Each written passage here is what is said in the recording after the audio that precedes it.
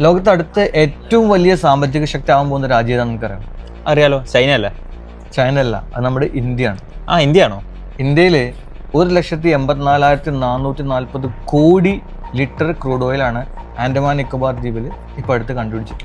നമ്മൾ പൊതുവെ ക്രൂഡ് ഓയിലിന് വിദേശ രാജ്യങ്ങളിൽ നമ്മൾ ഇമ്പോർട്ട് ചെയ്യാണ് ചെയ്യുന്നത്. സോ ഇനി ഇത് വരുന്നതോടുകൂടി നമുക്ക് ഊർജ്ജമൊക്കെ നമ്മുടെ രാജ്യത്തിന് സംഭരിക്കാനും അതുവഴി നമ്മുടെ ഇറക്കുമതി കുറക്കാനും നമ്മൾക്ക് കയറ്റുമതി ചെയ്യാനൊക്കെ പറ്റും. അതിലൂടെ നല്ല രീതിയിൽ റവന്യൂ നമ്മുടെ രാജ്യത്ത് ജനറേറ്റ് ചെയ്യാൻ വേണ്ടി സാധിക്കും. ഇപ്പോൾ 3.7 ട്രില്യൺ ആണ് നമ്മുടെ സമ്പദ് വ്യവസ്ഥ, നമ്മുടെ GDP.